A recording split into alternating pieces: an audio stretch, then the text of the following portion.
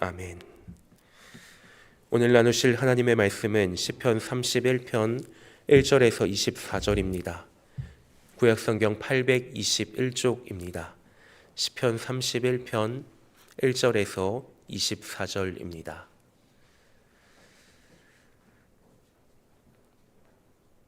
한 절씩 교독하시겠습니다. 여호와여, 내가 주께 피하오니 나를 영원히 부끄럽게 하지 마시고 주의 공의로 나를 건지소서. 내게 귀를 기울여 속히 건지시고 내게 견고한 바위와 구원하는 산성이 되소서. 주는 나의 반석과 산성이시니 그러므로 주의 이름을 생각하셔서 나를 인도하시고 지도하소서. 그들이 나를 위하여 비밀이 친 그물에서 빼내소서. 주는 나의 산성이시니이다. 내가 나의 영을 주의 손에 부탁하나이다. 진리의 하나님 여호와여, 나를 속량하셨나이다. 내가 허탄한 거짓을 숭상하는 자들을 미워하고 여호와를 의지하나이다. 내가 주의 인자하심을 기뻐하며 즐거워할 것은 주께서 나의 고난을 보시고 환난 중에 있는 내 영혼을 아셨으며 나를 원수의 수중에 가두지 아니하셨고 내 발을 넓은 곳에 세우셨음이니이다. 여호와여, 내가 고통 중에 있사오니 내게 은혜를 베푸소서. 내가 근심 때문에 눈과 영혼과 몸이 쇠하였나이다. 내 일생을 슬픔으로 보내며 나의 연수를 탄식으로 보내며 내 기력이 나의 죄악 때문에 약하여지며 나의 뼈가 쇠하도소이다.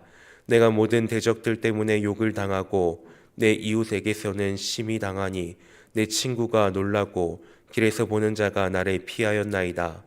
내가 잊어버린 바 됨이 죽은 자를 마음에 두지 아니함 같고 깨진 그릇과 같으니이다.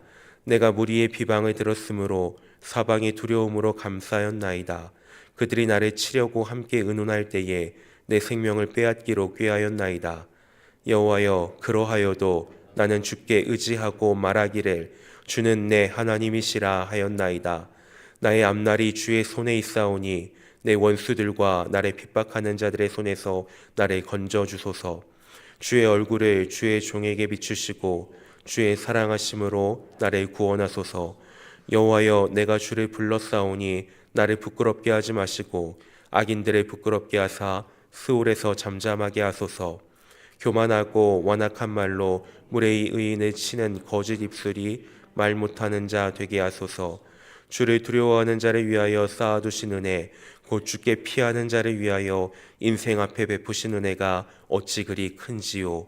주께서 그들의 주의 은밀한 곳에 숨기사 사람의 꾀에서 벗어나게 하시고 비밀이 장막에 감추사 말다툼에서 면하게 하시리이다. 여호와를 찬송할지어다. 견고한 성에서 그의 놀라운 사랑을 내게 보이셨음이로다. 내가 놀라서 말하기를 주의 목전에서 끊어졌다 하였사오나 내가 주께 부르짖을 때에 주께서 나의 간구하는 소리를 들으셨나이다. 너희 모든 성도들아, 여호와를 사랑하라. 여호와께서 진실한 자를 보호하시고 교만하게 행하는 자에게 엄중히 갚으시느니라. 여호와를 바라는 너희들아, 강하고 담대하라. 아멘. 예측이 가능한 위험은 결코 위험이라고 할 수 없습니다. 앞으로 벌어질 일에 관하여 충분히 예측이 가능하다면 그에 따른 대비도 가능하기 때문입니다. 계획적인 사람은 여러 가지 상황과 환경에 따른 대비책을 가지고 계획적으로 움직입니다. 다만 우리가 모든 것을 다 예측할 수는 없습니다. 그래서 예측이 불가능한 상황에서도 최선의 선택을 하기 위해서 여러 대안을 고려해야 하며 이를 위한 대비책을 마련해 두는 것이 중요합니다. 우리가 공포를 느끼는 이유도 알지 못하는 상황 가운데, 전혀 준비하지 못한 상황 가운데 무언가가 우리 곁에 다가오기 때문입니다. 그것이 우리에게 어떤 위협으로 작용할지 혹은 어떤 두려움으로 작용할지는 전혀 알 수 없습니다. 영화 최종병기 활에서는 이런 대사가 등장합니다. 두려움은 직시하면 그뿐, 바람은 계산하는 것이 아니라 극복하는 것이다. 주인공은 두려운 상황 가운데서도 담대하게 그 두려움을 직시하면 되는 것이라고 말하였습니다. 그리고 그렇게 직시하는 가운데 그 두려움을 이겨냅니다. 오늘 본문도 같은 맥락의 이야기입니다. 이 세상은 불확실함과 두려움이 가득한 곳입니다. 그래서 미지의 대상을 향하여 두려움에 떨 수밖에 없습니다. 어떻게 살아가야 하는지, 또 무엇을 행해야 하는지 그것을 잘 모를 때가 많습니다. 본문은 바로 그럴 때 우리가 어떻게 해야 하는지를 알려주고 있습니다. 1절에서 2절입니다. 여호와여, 내가 주께 피하오니 나를 영원히 부끄럽게 하지 마시고 주의 공의로 나를 건지소서. 내게 귀를 기울여 속히 건지시고 내게 견고한 바위와 구원하는 산성이 되소서. 피해야 합니다. 다른 어떤 안전해 보이는 곳이 아니라 우리 주님께로 피해야 합니다. 다윗은 위기의 순간마다, 그리고 두려움의 순간마다 하나님만을 피난처로 삼았습니다. 여호와 하나님께서 견고한 바위가 되시며 우리를 구원하는 진짜 산성이라는 사실을 진심으로 믿었습니다. 그래서 위험의 순간마다 다른 무언가를 의지한 것이 아니라 하나님께로 피했습니다. 세상의 방법을 택하지 않았습니다. 하나님의 품으로 지체하지 않고 달려갔던 것입니다. 그리스도 예수께 잡힌 바 된 사람의 모습이 무엇인지를 보여주었습니다. 이것은 하나님이 우리의 유일한 피난처라는 고백입니다.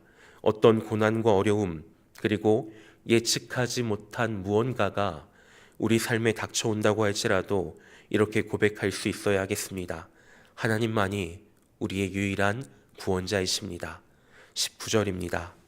주를 두려워하는 자를 위하여 쌓아두신 은혜, 곧 주께 피하는 자를 위하여 인생 앞에서 베푸신 은혜가 어찌 그리 큰지요.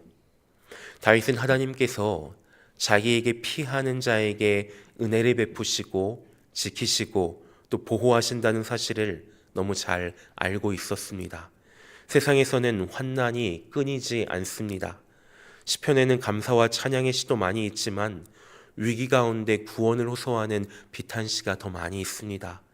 다윗의 일생이 일평생 도망과 배신의 연속이었기 때문에 그렇습니다. 이스라엘 최고의 왕으로 칭송받기도 하지만 늘 그 내면에는 쫓기는 삶으로 두려움이 가득하였습니다. 수많은 시련 가운데 고통의 눈물을 흘렸고 밤마다 침상을 적실 정도로 기도하였습니다. 그렇게 거듭되는 환난 가운데 구원을 호소할 수밖에 없었을 것입니다. 그래서 이렇게 고백합니다. 5절입니다. 내가 나의 영을 주의 손에 부탁하나이다. 진리의 하나님 여호와여, 나를 속량하셨나이다. 내가 나의 영을 주의 손에 부탁하나이다. 이 말은 예수님께서도 십자가상에서 인용하신 말씀입니다. 내가 나의 것이 아니라는 것입니다. 나의 인생은 모두 다 주님의 것이며 나의 생명도 주님께 맡겨드린다는 것입니다.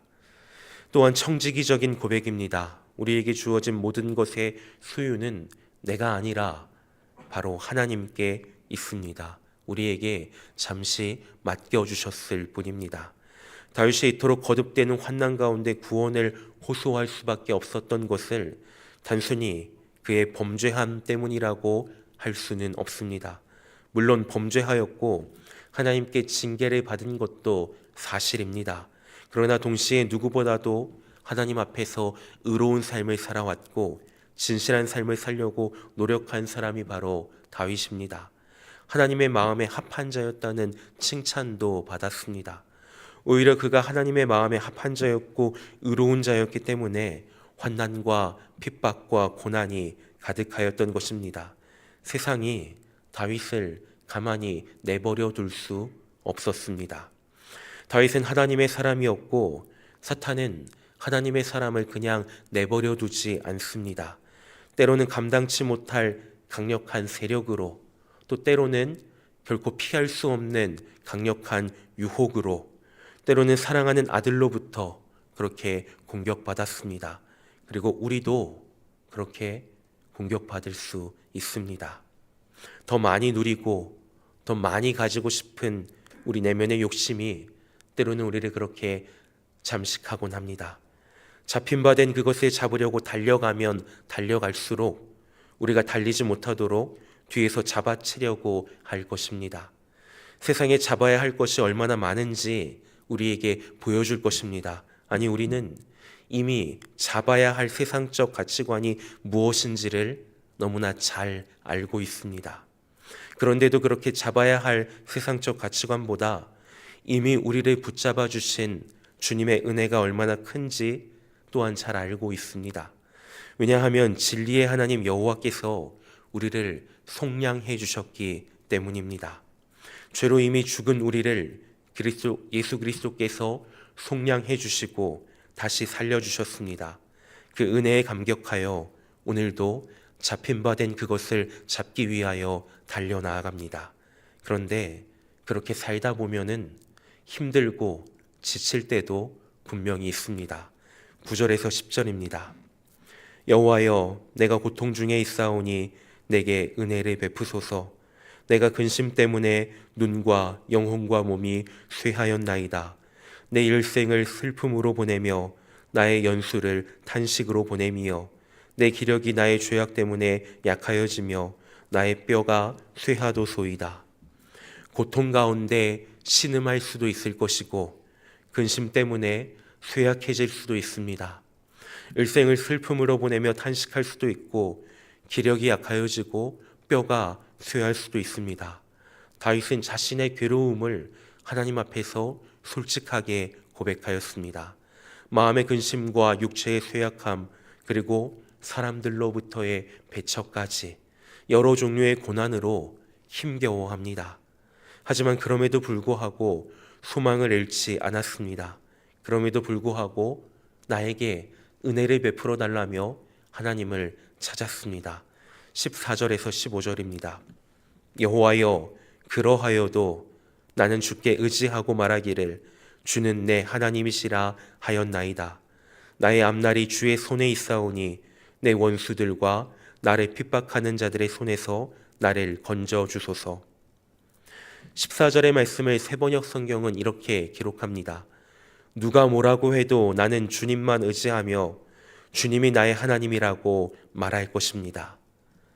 다윗의 강한 의지, 강한 결단력이 나타납니다. 아무리 어렵고 때로는 눈물 날 만큼 힘들어도 그래도 나는 주님만 의지하겠다는 것입니다. 누가 뭐라고 해도 우리는 주님만 의지할 것입니다. 그것이 다윗의 고백이었으며 오늘을 살아가는 우리들의 고백이기도 합니다. 그래도 우리는 잡힌 바 된 그것을 잡기 위하여 달려갈 것입니다. 그렇게 뛰다가 때로는 넘어져도 또 때로는 사람들이 손가락질하고 가족조차도 우리에게 왜 그렇게 사느냐며 다그친다고 할지라도 그래도 주님만 의지합니다. 그래도 우리는 주는 내 하나님이시라고 고백합니다. 이렇게 산다는 건 버거운 일입니다. 그리스도인으로 산다는 게 그저 쉽게만 느껴진다면 무언가 잘못하고 있는 것입니다. 예수님께서는 그리스도를 따르는 삶이 자기 희생과 고난을 동반한다는 것을 강조하셨습니다. 마태복음 16장 24절입니다. 이에 예수께서 제자들에게 이르시되 누구든지 나를 따라오려거든 자기를 부인하고 자기 십자가를 지고 나를 따를 것이니라. 자기를 부인하고 자기 십자가를 지지 않는다면 결코 주님을 따라갈 수가 없습니다. 성경에 나오는 많은 믿음의 선진들도 그 길이 결코 쉽다고 하지 않았습니다. 많이 아파했고 많이 눈물을 흘렸고 때로는 그렇게 살다가 돌에 맞기도 하였습니다. 억울하게 감옥에 갇히기도 하였으며 사람들로부터 손가락질 받고 쫓겨나기도 하였습니다. 그러다가 결국 죽임을 당하기까지 하였습니다. 그냥 살다가 생이 다해서 삶을 마친 것이 아니라 그리스도 예수의 도를 전하다가 목숨을 잃은 것입니다. 자기 목숨을 자기 것으로 여기지 않고 하나님의 손에 맡겨드리고 목숨 걸고 전했던 것입니다. 우리가 정말로 그렇게 살 수 있다면 그렇게 살아가는 우리의 모습이 세상 가운데 하나님이 어떤 분이신지를 보여주는 통로가 될 것이며 그리스도인이 걸어가야 할 이정표가 될 것입니다. 그렇게 세상 가운데 보여주는 것입니다.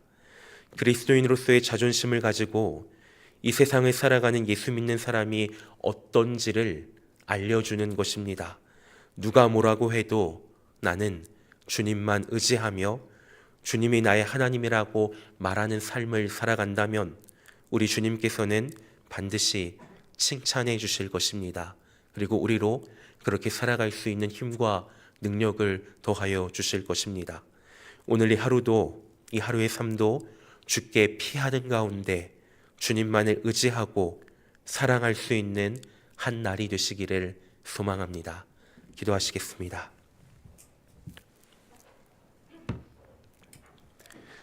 하나님 아버지, 오늘도 저희에게 새날을 허락하시어 호흡할 수 있게 해주셔서 감사드립니다.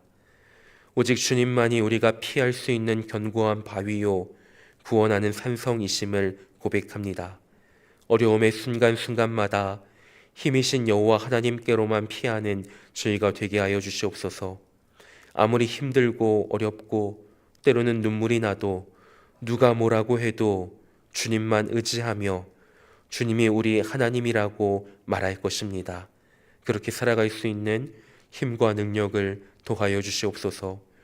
오늘 이 하루도 주님만을 의지하고 사랑하는 복된 날이 되기를 소망하오며 예수님의 이름으로 기도드립니다.